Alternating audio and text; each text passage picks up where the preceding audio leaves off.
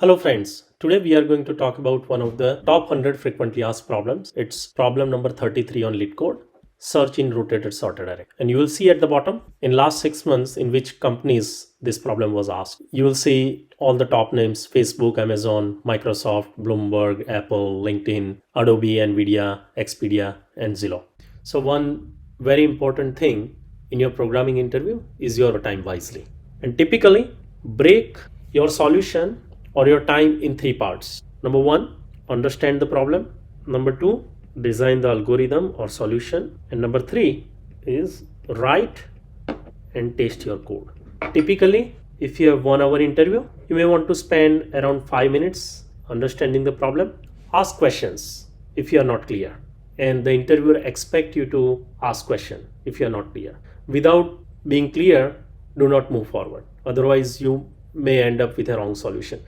You want to spend about 15 to 20 minutes, and rest 35 to 40 minutes you want to spend in writing and testing your code. And really, the writing the code part, it should be, out of 35 to 40 minutes, about 30 minutes you want to spend in writing the code and 5 to 10 minutes to test the code.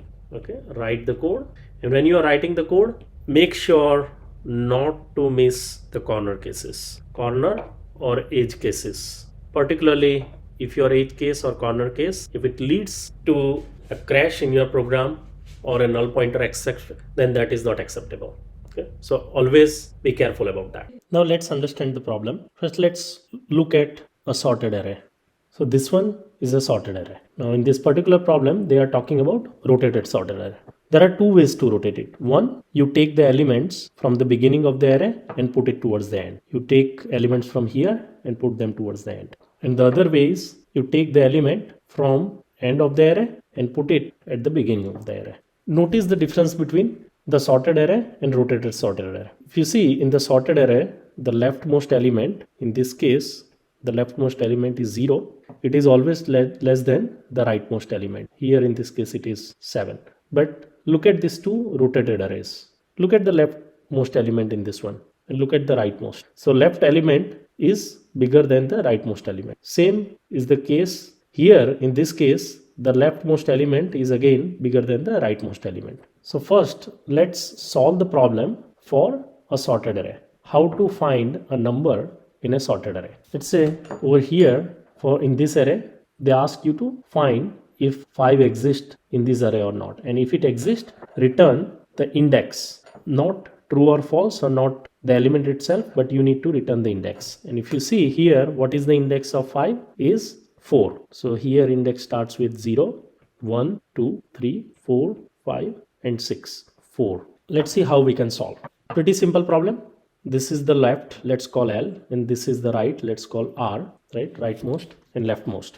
And what you will do, your intuition says that you will first look at the middle element. In this case, the middle element is 4, and let's call it M. And you see whether your middle element, which is 4 in this case, is it higher than the number that you are looking for, which is your target number. In this case, it's 5. If the middle element is higher, that means your target number is somewhere on the left side of the middle elements. So it is between L and M minus 1. If the middle element is lower than the target number, it is on the right side of the middle element. It is between M plus 1 and R. And if the middle element is equal to the target, then you just return that index. In this case, you return M.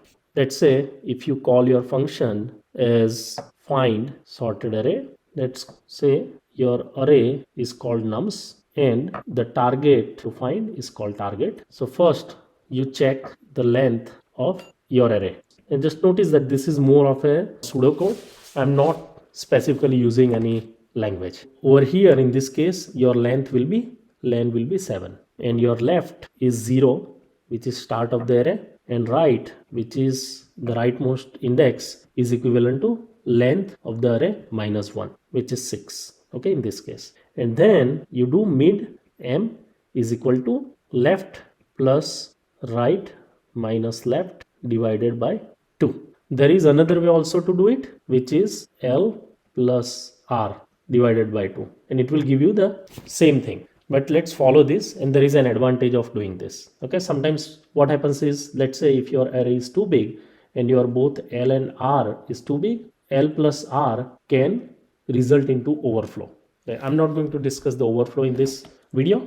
Now, how far you need to, or how long you need to do that, right?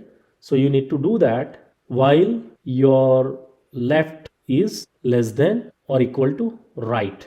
As soon as the left goes higher than right, you stop it. Now, in fact, in the algorithm, this line, it will come inside the while loop. And you check if nums m, if it is equal to target, that means you found your number and you return m.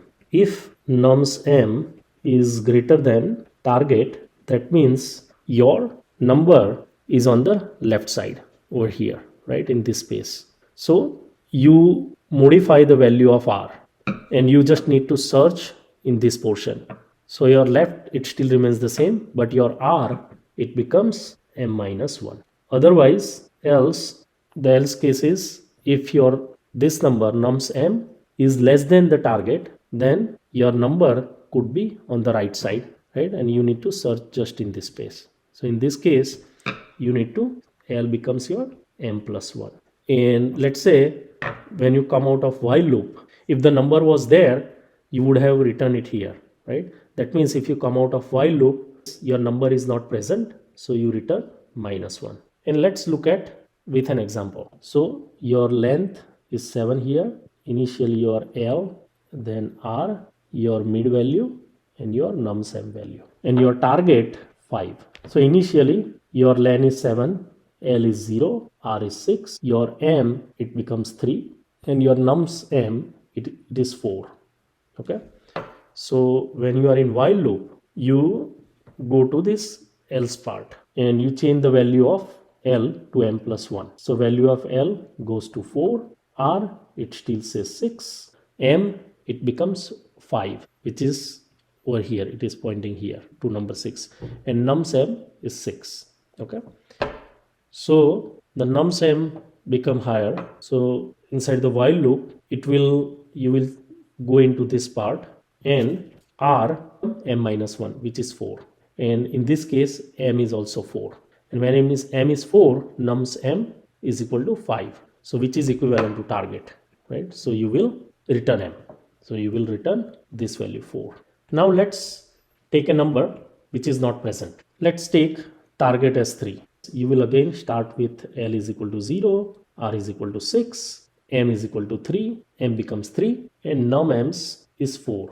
Right? Now 4 is greater than 3, so that means you will need to look towards the left side. Okay, so you will change the value of R. So L stays 0, R becomes M minus 1, which is 2, and M 1.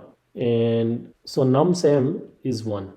But when nums M is 1, so you need to look towards the right side of 1. So you will change the value of L, and L becomes M plus 1, which is 2. Right? Your R is also 2, also becomes 2. And when M is 2, it is pointing to the value 2. So nums M is 2. It is less than 3, so you still need to look towards the right side.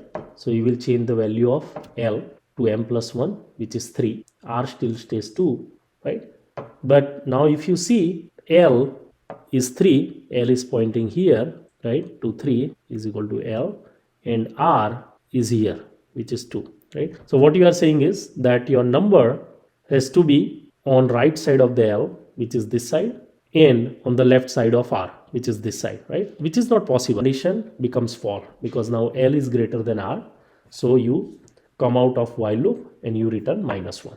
Right? So your return value is minus 1, and which is correct because 3 is not present in the array. Now let's look at a sorted rotated array, and this is one of those arrays. Let's say now target that we want to find is still 5, and this is our previous algorithm that we saw when the array was not rotated, and we'll see how to modify this algorithm to find the target of 5. So our initial values of L 0, R is 6, M is 3, and nums M is 0, which is in our previous algorithm brings us to this line. We'll see how to modify this algorithm. So typically when your target is greater than numsm, you look on the right side. But in this case, you see that 5 is on the left. So we have to modify this particular condition. Let's see how. When we see that this middle element is smaller than target, we can't just blindly go towards right. The target could be on the left side also. And how do we find that out? We need to check another condition, and we check the very first element on the left side. And if that element is greater than or equal to the target, that means your target is going to be in this area. So here we'll remove this line and we'll put another line which says that remove this line, and then we'll check if nums left, which is this one, is greater than or equal to target, then your target could be on the left side. That means you need to change the value of r. R becomes mid minus 1. Otherwise your target could be on the right side. So then you change the value of L to m plus 1. That's how we modify the code. Let's look at this another array. And here your target is like 1. 0, 6, 3, nums m is 7. And your target is 1. In this case, your nums m is, which is this, is larger than the target. And you would go on the left side. Okay, typically if the array is not sorted. But you can't just blindly go, right? In this case, because the array is rotated. So what is the condition? We need to change this code, okay? And we need to put a different condition. So what do we need to put there? So let's just modify our code. We will remove this and we'll say in the else part, we'll have to check the rightmost element. The rightmost element is this. And if that rightmost element, if it is greater than or equal to target, then your target could be on the right side. In this case, you change the left. You make left is equal to mid plus 1. Otherwise, your target could be on the left side. Where? And then if you don't find it, then return minus 1. So from our previous algorithm, these are the two conditions that we changed. Now let's talk about the time and space complexity. So what is happening is that in this code, every time we enter into while loop, we are breaking problem set into half. First we started with the big array. Once we find the mid, then either we do the search either on this half or either on this half. Again, we find the mid of one of these two half, and then we just limit our search to a smaller part. So every time we are breaking our problem into half. So the time complexity is O log n base 2. That is the time complexity, where n is the total number of elements inside the array. And what is the space complexity? What extra space are we using? We are using only 3 variables L, R and M. If the size of the array is whether 10 elements or 1000 elements, all we need is just these 3 variables L, R and M. So the space remains constant regardless of the size of the array. The space complexity is O1. So I hope you got the idea of this problem, and this problem has been asked multiple times in many of these companies. If you need to, watch the video again and try to understand the problem. Thank you.